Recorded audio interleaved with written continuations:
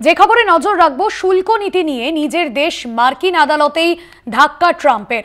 আমদানি করা পণ্যের উপর ট্রাম্পের আরোপিত শুল্ক স্থগিত রায়ে আমেরিকার আন্তর্জাতিক বাণিজ্য বিষয়ক আদালতে নিজের ক্ষমতার সীমা অতিক্রম করেছেন ট্রাম্প। আমদানি করা পণ্যের উপর ট্রাম্পের আরোপিত শুল্ক স্থগিত, নিজের ক্ষমতার সীমা অতিক্রম করেছে ট্রাম্প, এমনটাই বলা হয়েছে আদালতের তরফে। আমেরিকার আন্তর্জাতিক বাণিজ্য বিষয়ক আদালতের রায়, নিজের ক্ষমতার সীমা অতিক্রম করেছেন ট্রাম্প, এমনটাই আদালতের তরফে বলা হয়েছে। শুল্ক নীতি নিয়ে নিজের দেশ মার্কিন আদালতে ধাক্কা ট্রাম্পের। আমদানি করা পণ্যের উপর ট্রাম্পের আরোপিত শুল্ক স্থগিত। আমাদের মুখ্য রাজনৈতিক বিশ্লেষক জয়ন্ত ঘোষাল রয়েছেন আমাদের সঙ্গে ফোন লাইনে। জয়ন্তদা, এই বিষয়ে জানতে চাইব, ভারত সহ অন্যান্য দেশের কি লাভ হতে পারে?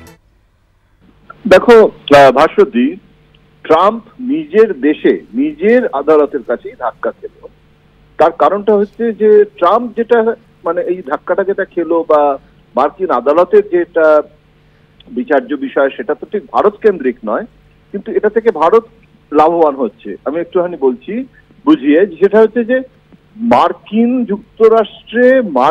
যুক্তরাষ্ট্রের যে সমস্ত সংস্থা, ধরো উদাহরণ দিয়ে বলছি অ্যাপেল, তারা বিদেশে গিয়ে মানে আমেরিকার বাইরে গিয়ে হয়তো চীনের শ্রমিক নিয়ে নিচ্ছে, হয়তো মেক্সিকোতে কারখানা বানিয়েছে অ্যাপেলের। এবারে ট্রাম্প বলছে যে তুমি অ্যাপেল, তুমি আমার দেশের কোম্পানি, তুমি গিয়ে মেক্সিকোতে কেন কারখানা বানাবে, ওখানে জমি নিয়ে তুমি কেন চীনের শ্রমিক ব্যবহার করবে? এটাতে তো আমার প্রো আমেরিকান যে সার্বভৌম নীতি লঙ্ঘিত হচ্ছে।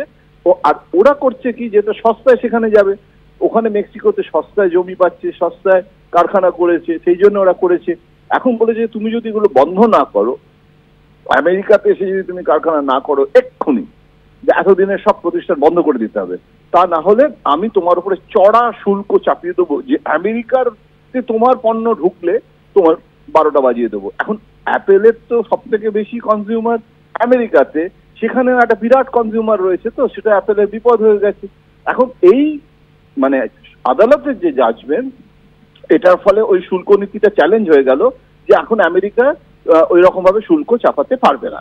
এখন এর ফলে ভারতের কি সুবিধা হলো, যেটা ভারত পীযূষ গোয়েল যেটা আমেরিকার সাথে গিয়ে আমেরিকার বাণিজ্য সচিবের কাছে বৈঠক করে বারবার ভারত বলার চেষ্টা করছে যে আমরা আমাদের দেশে মার্কিন পণ্য ঢুকতে যে আসবে ভারতে, তার জন্য আমরা শুল্ক কমিয়ে দেবো, কেননা তুমি আমাদের বাধ্য করছো, শর্ত দিচ্ছ যে এত না কমালে আমি আমেরিকান প্রোডাক্ট ঢুকতে দেবো না।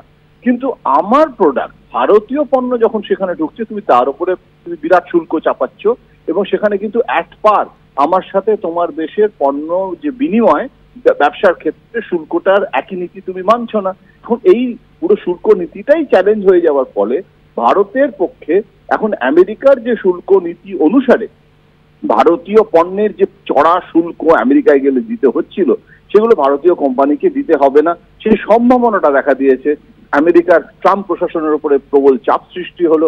এখন এতে কিন্তু ভারতীয় শিল্প জগৎ, ভারতীয় ব্যবসায়ী জগৎ, তারার কিন্তু একটা সুরাহা হচ্ছে, এবং এক্ষেত্রে ভারতের সরকার আমেরিকার পণ্যের উপরে শুল্ক না চাপিয়ে নিজের দেশের পণ্যকে ওখানে সস্তায় যদি কম শুল্ক দিয়ে ঢোকাতে পারে, সেটা অনেক বেশি লাভদায়ক একটা ব্যবস্থা।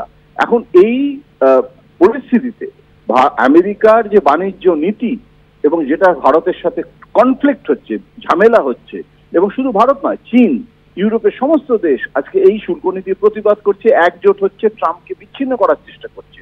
সেখানে এই আদালতের যে নির্দেশ, সেটা কিন্তু ভারতের সাথে আমেরিকার এই শুল্ক নীতিতে একটা নতুন ভাবে একটা দেখার সুযোগ করে দিলে একটু স্বস্তির নিঃশ্বাস কিন্তু ভারতও ফেলতে পারে মানে আমেরিকার সুপ্রিম কোর্টের এই নির্দেশের ফলে। ভাস্বতী, ধন্যবাদ জানাবো জয়ন্তদা আপনাকে। আমাদের মুখ্য রাজনৈতিক বিশ্লেষক জয়ন্ত ঘোষাল ছিলেন ফোন লাইনে।